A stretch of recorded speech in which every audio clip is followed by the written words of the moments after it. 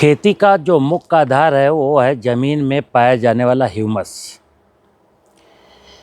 जिस खेत में ह्यूमस की मात्रा बहुत ज़्यादा है वहाँ कोई समस्या खेती में है नहीं। मैं अक्सर प्राकृतिक खेती की जब बात करता हूँ तो ज़मीन में ह्यूमस बढ़ाने की बात करता हूँ। ह्यूमस एक कार्बनिक पदार्थ है। कार्बनिक पदार्थ का मतलब होता है कि जो वन वनस्पतियों से, पशुओं के मलमूत्र से मिलने वाला जो पदार्थ है उसको हम कार्बनिक पदार्थ कहते हैं। हकीकत में कार्बनिक पदार्थ की धरती पर रिसाइकलिंग का होना ही प्राकृतिक खेती है। इस भौतिकवादी युग में, आधुनिक कृषि तकनीकियों के युग में, हमने गोबर को, फसलों के अवशेष को, बाग बगीचों की पत्तियों को, खरपतवारों को खेती से अलग कर दिया। हम यूरिया, डीएपी, पोटास पर निर्भरता बढ़ती गई, ज़मीन की फर्टिलिटी गिरती गई, धरती पर मनुष्य की आबादी बढ़ती गई और सबको भरपेट भोजन खिलाने के चैलेंज हमारे सामने आए। आधुनिकता की दौड़ में और तेज़ी के साथ दौड़े और खेती को बिल्कुल रासायनिक और मैकेनाइज्ड करके रख दिया। मित्र, हम जब फसल बोते हैं तो धरती की कोख में बोते हैं। धरती की कोख अगर फर्टाइल है तो मेरी फसल अच्छे से बढ़ती है, फलती है, फूलती है और उसकी जो उपज होती है वो भी बहुत खूबसूरत होती है। सब्जी की, फलों की, अनाज की जो उपज, जब ज़मीन में ह्यूमस बहुत होता है तो वो जो उपज प्राप्त होती है उसमें भरपूर स्वाद होता है और भरपूर पौष्टिकता होती है। तो मैं प्राकृतिक खेती के अंतर्गत लोगों को धरती में ह्यूमस की मात्रा बढ़ाने की बात करता हूँ। जब शब्द ह्यूमस आता है तो ह्यूमस है क्या? ह्यूमस एक वह पदार्थ है मित्र जो आपकी खेती को बहुत आसान बनाता है। धरती में 1% से अधिक ह्यूमस होना चाहिए। आज 0.3% से भी कम ह्यूमस बचा है।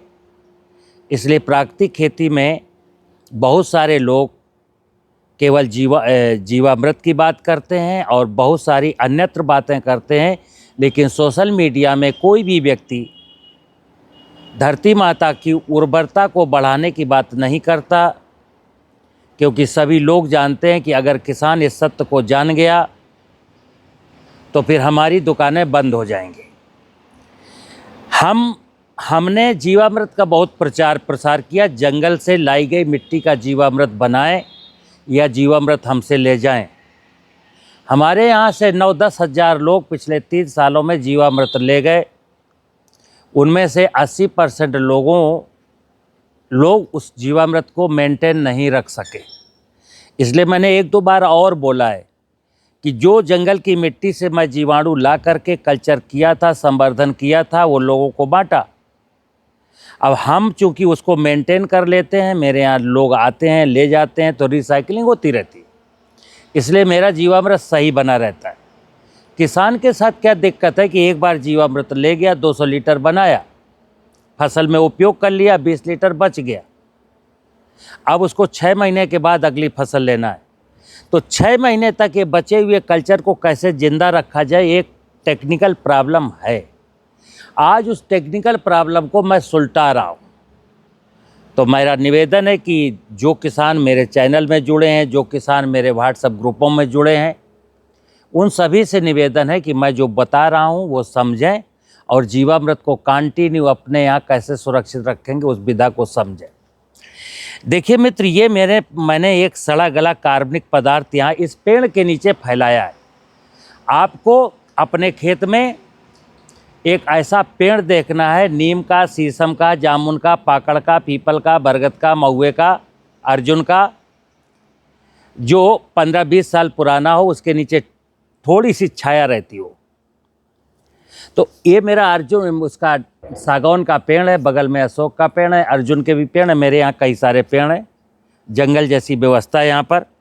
यहाँ मैंने ये 2 कुंटल कचड़ा, बायोमास, आप बायोमास का मतलब सड़ा गला गोबर भी हो सकता है, बाग बगीचों की सड़ी गली पत्तियाँ भी हो सकती हैं। इस तरीके एक पेड़ के नीचे इकट्ठा करेंगे। आपके पास ज़मीन ज़्यादा है, ज़्यादा इकट्ठा करिए, कम ज़मीन है, कम इकट्ठा करिए।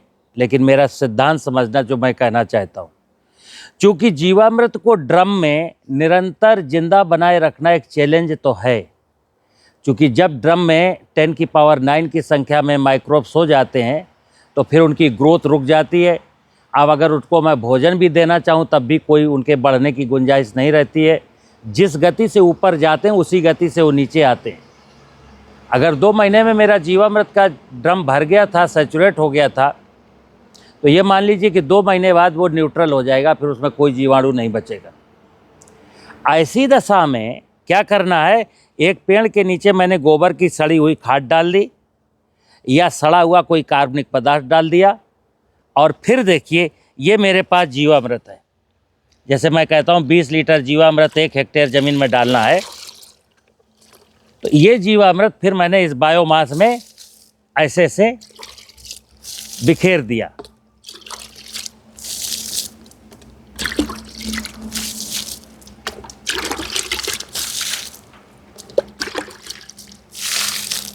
ये जीवामृत मैंने इस बायोमास में डाल दिया।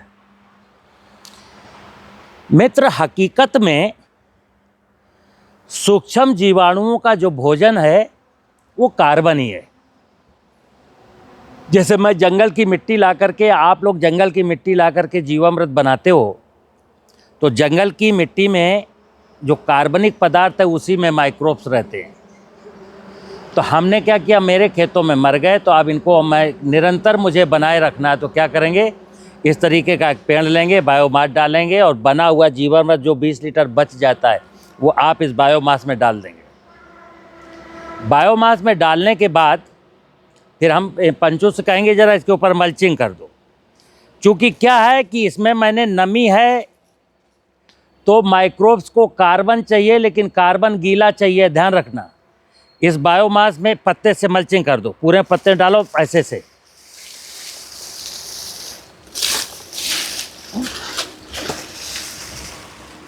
इस प्रकार से मैं इसके ऊपर कुछ बायोमास का मल्च कर दूंगा। इस मल्च करने में क्या है कि इसमें जो नमी है वो उड़ने ना पाए, उड़ेगी फिर भी, लेकिन तेज़ी के साथ नमी का लॉस ना होने पाए, इसलिए मैं इस प्रकार का बायोमास ऊपर डाल देता हूँ। अब मित्र क्या है, ये जीवाणु जैसे जंगल में थे, ये जंगल जैसा माहौल बन गया, और ये जीवाणु अभी यहीं पर सुरक्षित बने रहेंगे। हमको क्या करना, बीच बीच में ठंड के सीजन में 15-20 दिन के बाद इसमें हाथ डाल करके पत्ते हटा करके देखना है कि नमी है कि नहीं। अगर मुझे नमी का अभाव लगे तो फिर पानी लाओ पंचू।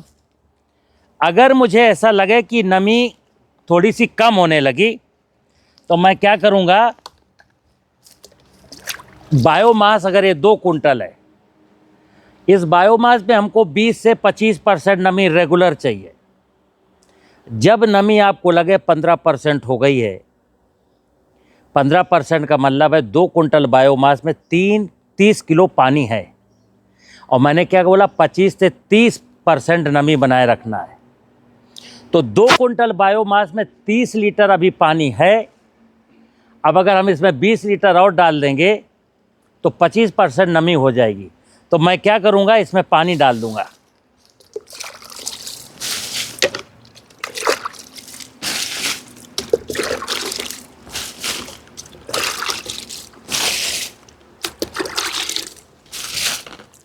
ये मैंने पानी डाल करके इसमें नमी कर दिया। अब 1 महीना बीत गया, 2 महीना बीत गया, 3 महीना बीत गया।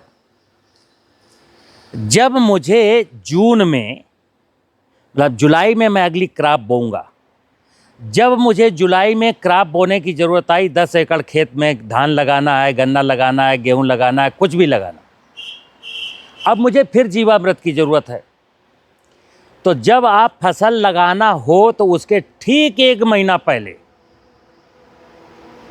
ठीक 1 महीने पहले क्या करेंगे, हम एक पानी की बाल्टी लेंगे, इसमें थोड़ा सा चीनी डाल देंगे और चीनी को घोल देंगे।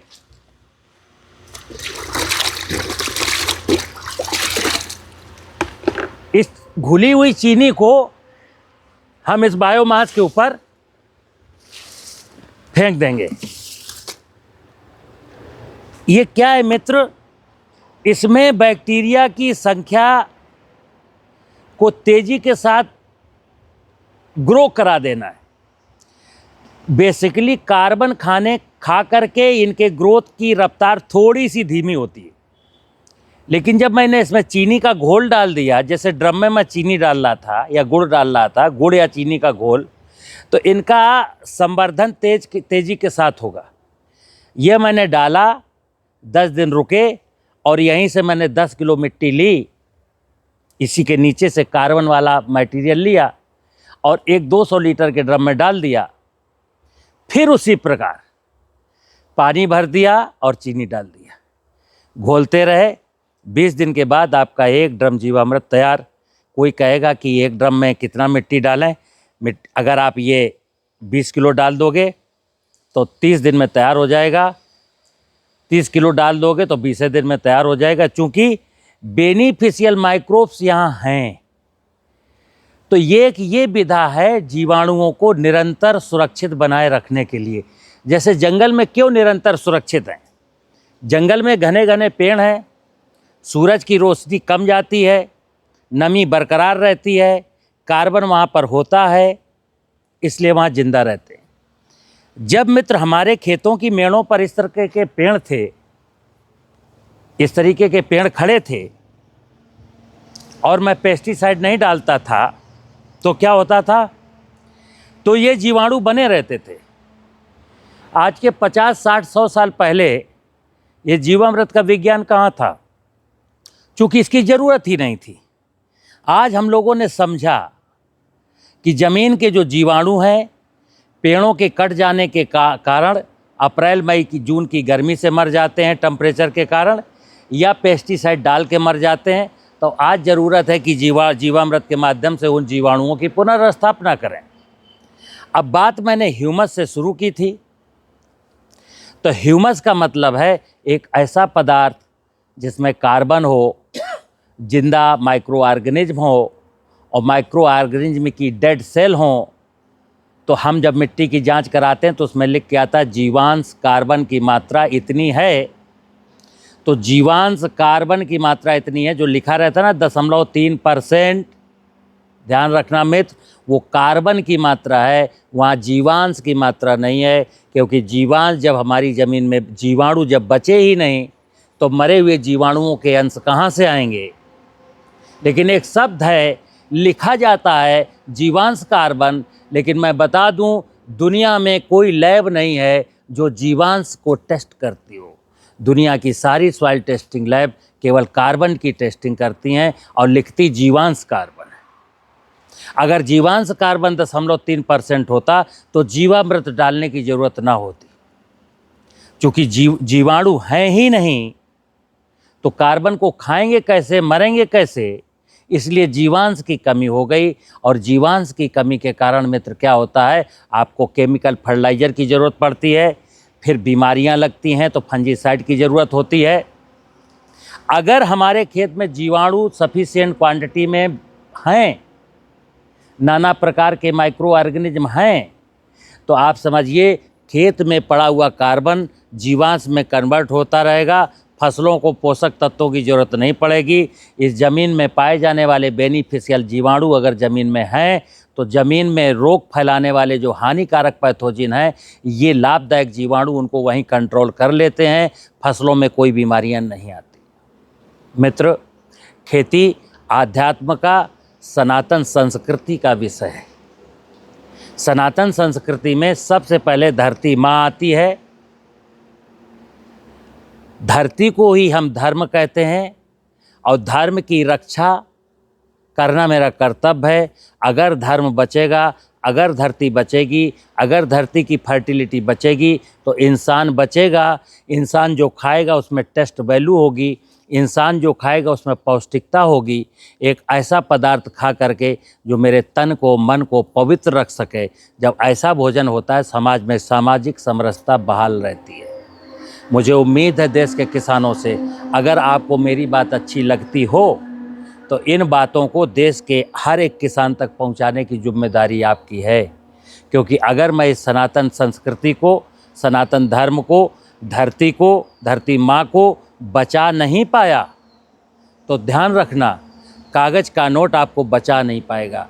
मुझे उम्मीद है कि जीवामृत के जीवाणुओं को ज़िंदा रखने का, ज़मीन में ह्यूमस बढ़ाने का जो मैंने विषय आपको बताया है वो आपके समझ में आया होगा। और किसान भाइयों से निवेदन करता हूँ कि हमको व्हाट्सएप पर, यूट्यूब पर प्रश्न ना पूछें, क्योंकि मेरे पास इतनी फुर्सत नहीं है। मेरे पास 15 व्हाट्सएप ग्रुप हैं जिसमें 11,000 किसान जुड़े हैं। मैं सबका उत्तर रिटन में नहीं दे सकता। जिस किसान का कोई वाजिब प्रश्न है फ़ोन उठाए, फ़ोन नंबर मैं हर वीडियो के नीचे लिख देता हूं या मेरे चैनल में पड़ा रहता है। व्हाट्सएप में जो जुड़े लोग हैं उनको तो फ़ोन नंबर मालूम ही है। सीधे सीधे फ़ोन उठाइए, बात करिए। नमस्कार।